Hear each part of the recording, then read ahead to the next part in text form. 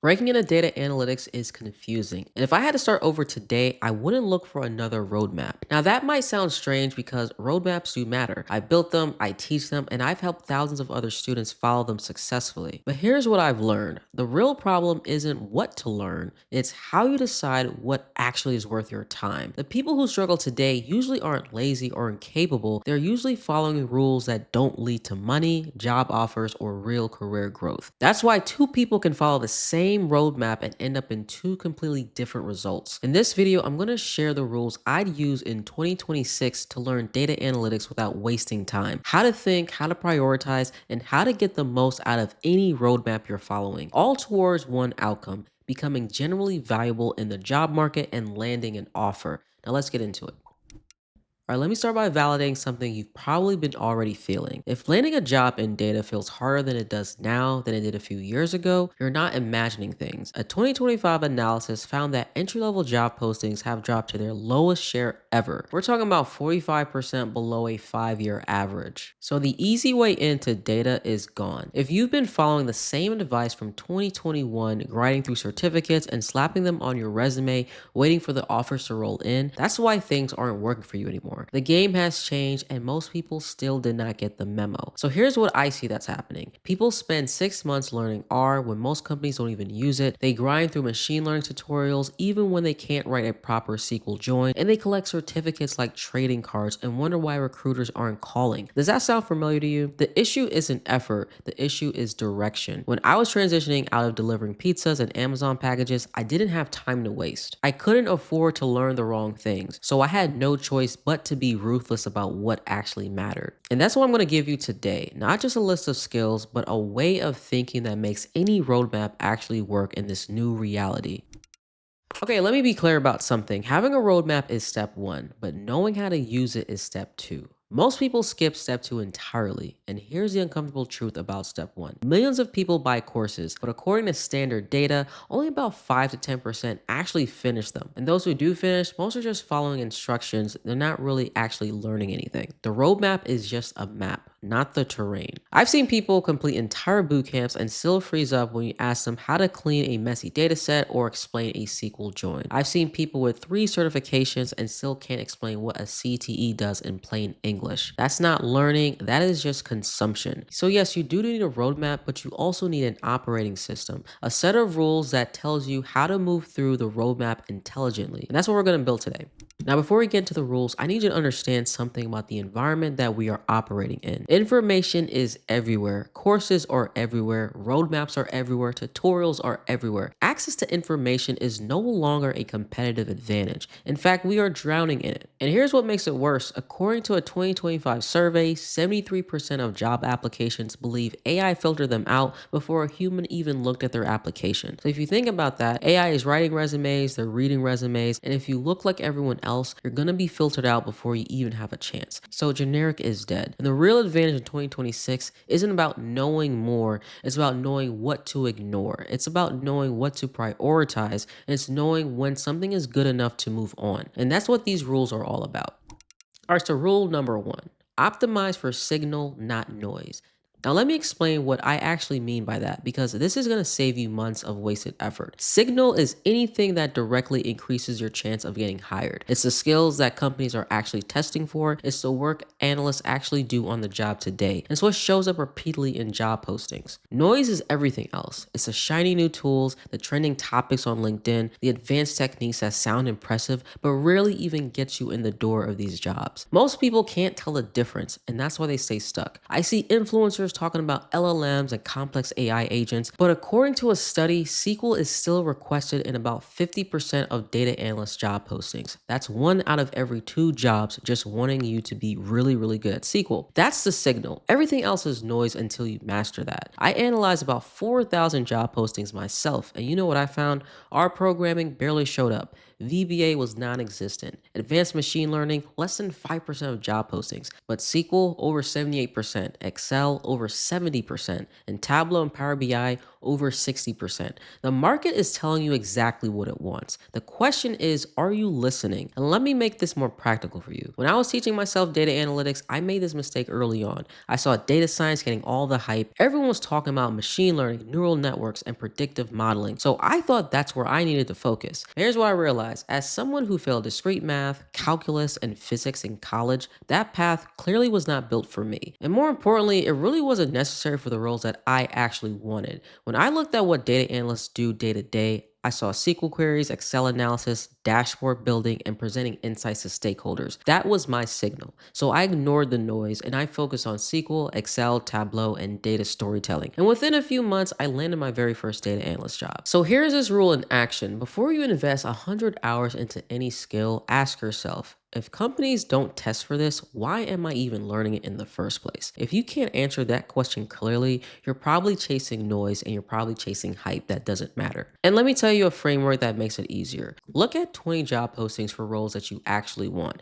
not dream roles 5 years from now, roles that you could realistically land in the next 6 months. Write down every skill that appears in at least half of those postings. That's going to be your signal list. Now look at what you're currently learning. If it's not on that list, ask yourself why you're even spending time on it. This isn't about being narrow-minded, it's about being strategic. You can always expand later on, but right now your job is to be undeniably good at the things that actually get people hired. And the people who get hired fast aren't the ones who know the most, they're the ones who know the right things deeply. All right, rule number 2, and here's where most people go wrong. They treat the roadmap like a to-do list. I must complete everything before I can apply. That is backwards and that doesn't work anymore. A roadmap is not a checklist, it's really a filter. Let me explain the difference. When you treat a roadmap like a checklist, you're focused on completion. Did I finish Excel? Check. Did I finish SQL? Check. Did I build a dashboard? Check. But completion doesn't equal competence, and competence is what gets you hired. When you treat a roadmap like a filter, you're focused on relevance. Here's why this matters more than ever. According to data, employers have dropped degree requirements from 45% to 39% in just 1 year, a whole 6% drop. Now that may sound like good news on the surface, but it's actually a trap. It means they aren't looking for credentials anymore. They're strictly looking for proof that you can actually solve problems. Checklist learners are getting replaced by AI. Problem solvers are actually getting hired. And let me show you what this looks like in practice. If you're just starting out, you don't need to learn Python yet. I know it might sound controversial, but hear me out. Python is powerful, yes, but it's also complex. And if you're trying to learn Python while you're still shaking on Excel fundamentals, you're going to be overwhelmed and frustrated. What you need to do is first master Excel, understand pivot tables, lookup functions, Power Query, basic stats, and get comfortable with data cleaning and analysis in a tool you probably already know. Then you move on to storytelling and learn how to take your analysis and present them in a way that actually influences decision. This is where most people fail, and it's also where you can gain a massive edge over everyone else. Then SQL, get comfortable with joins, CTEs, window functions, and subqueries. Practice until you can write queries without constantly Googling the syntax. Then there's Tableau or Power BI.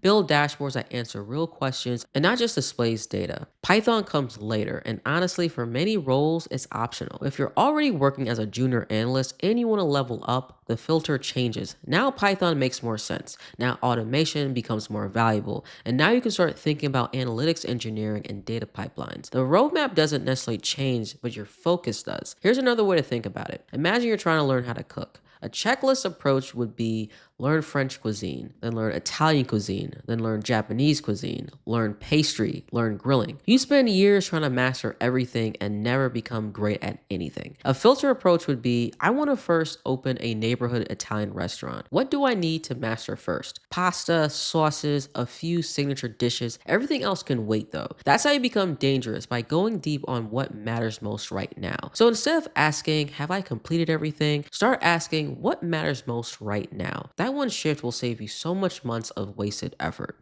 All right, rule number 3, turn each step into proof. Now, here is a rule that separates people from getting hired from those who stay stuck. Every skill that you learn should produce proof, not just knowledge, but proof. Let me show you why this matters so much. When I was trying to break into data analytics, I had no formal experience working as a data analyst, and no degree in the field, and no previous job titles with analysts in it. All I had was what I could show, and that's exactly what got me hired. Not certificates, not course completions, the projects and my experience that could say, here's what I've built, here's what I've done, here's a problem that I've solved, and here's the impact that I had. The data backs this up as well. According to 2025 hiring trends, 86% of hiring managers say they prioritize experience over education. That's 9 out of 10. If you don't have a previous data job, your portfolio is your experience. A certificate is not proof. Even a degree these days is not proof enough. A project is proof, and your experience that you can leverage is also proof. But what does proof actually look like? Proof is a project that you can show, something tangible that you can demonstrate your skills in action. Not a screenshot of a completed course, but an actual deliverable that can solve problems. Proof is a story that you can tell. When someone asks you about your project or your experience, are you able to walk through your thinking? What was a business question? What was the data that you used? What was a challenge that you faced? And what were the insights that you discovered? And what would you recommend? Proof is a result that you can measure. Ideally, any experience or story or project that you can share should have an impact attached to it. If your learning doesn't lead to some sort of proof, it's just consumption. And consumption these days does not get you hired anymore. Let me be more specific on how to apply this. When you learn SQL, don't just complete the course and move on. Build a project where you can clean and analyze data with a real data set. Document your process, write up your findings, and explain your thinking as if you were presenting to a stakeholder. When you learn Tableau, don't just make a dashboard, make a dashboard that answers a real business question. One that you can walk a hiring manager through and explain why each visualization matters, and one that tells a story at a glance. When you learn data storytelling, don't just read a book. Create consulting style slide decks that present insights and recommendations, and learn and utilize a pyramid principle. Something that actually looks like it came from a professional or Big Four consultant. Here's a framework that I teach my students. Every major skill on your roadmap, you should be able to answer these 3 questions. What project did I build with this skill? What story can I tell about this project or experience? And what result or insight did this project or experience produce? If you can't answer all 3, you really haven't turned that skill into proof yet. Every step on the roadmap should produce an artifact, something tangible that proves that you can do the work, and not a certificate. That's how you build a portfolio that actually gets attention, and that's how you walk into interviews with confidence. That's how you stop hoping someone gives you a chance and start proving you deserve one.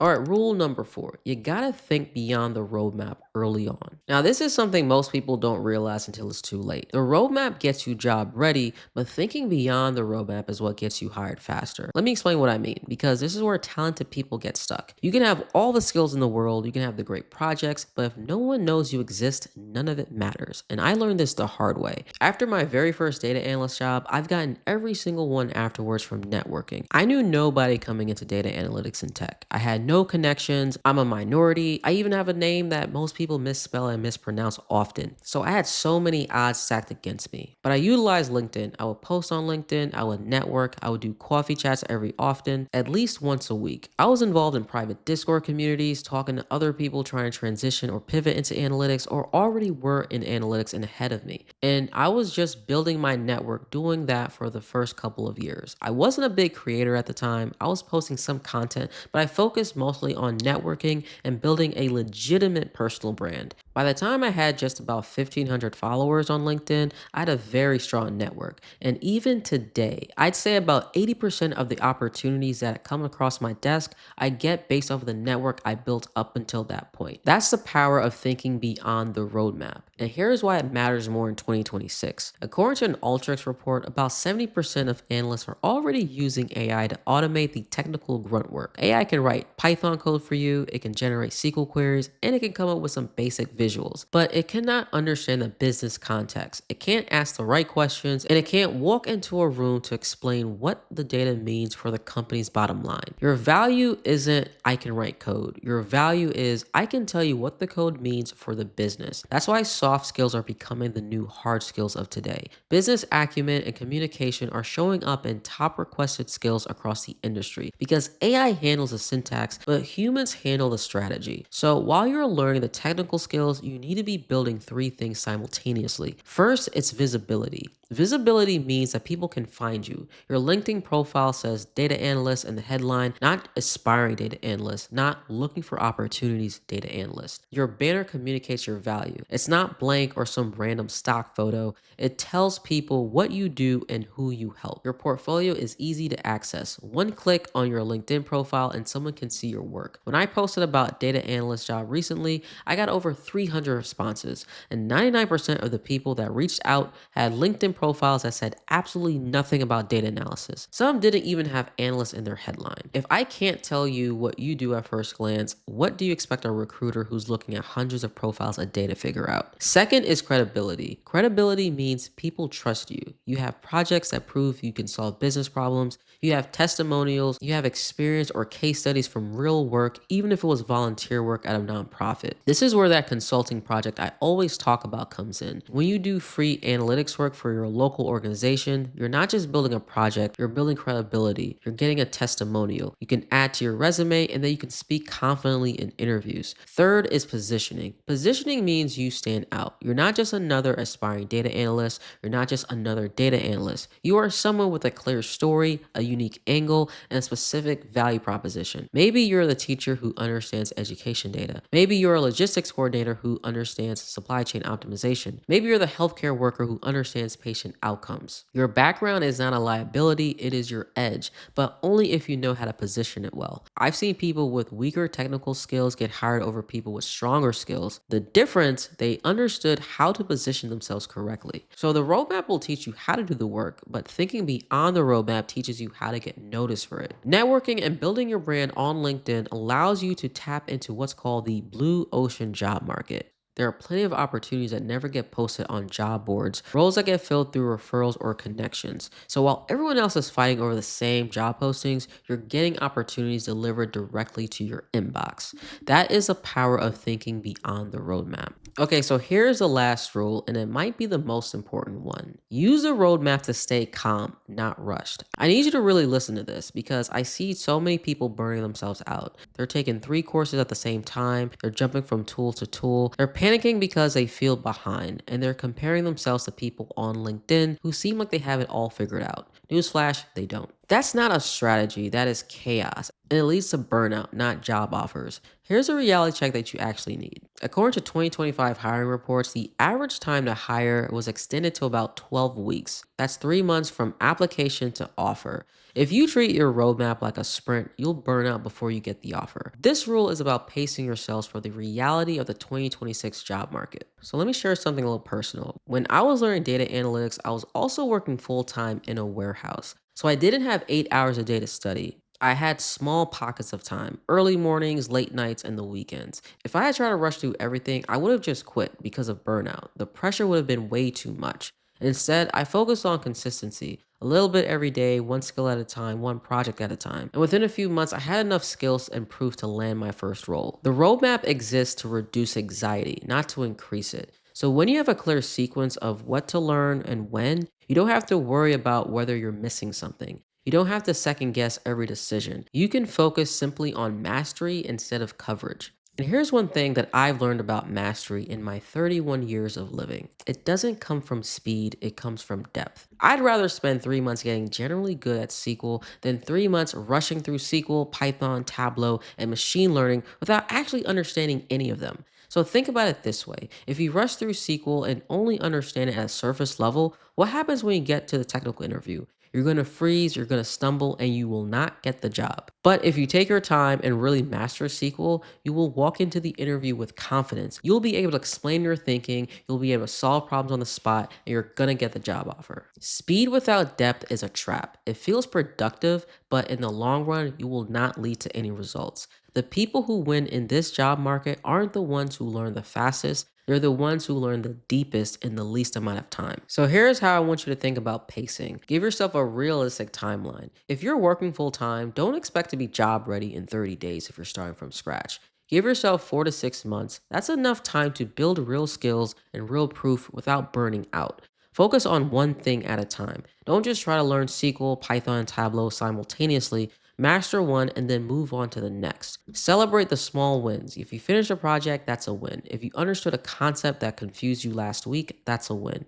Got positive feedback on your portfolio, that's also a win. These small wins will keep you motivated for the long haul. Build rest in your schedule as well. You're not a machine, Take breaks, step away from the screen. Your brain needs time to process and consolidate everything that you're learning. So take a breath, trust the process, and remember your consistency beats intensity every single time. The job hunt is a marathon, not a sprint, and the roadmap is your pacing guide. Now, this video is how I would approach learning data analytics in 2026. And if you're curious about what this path looks like in a more concrete step-by-step way, I recently broke it down in another video too. They cover different angles of the same journey, so feel free to watch whichever one makes the most sense for you right now.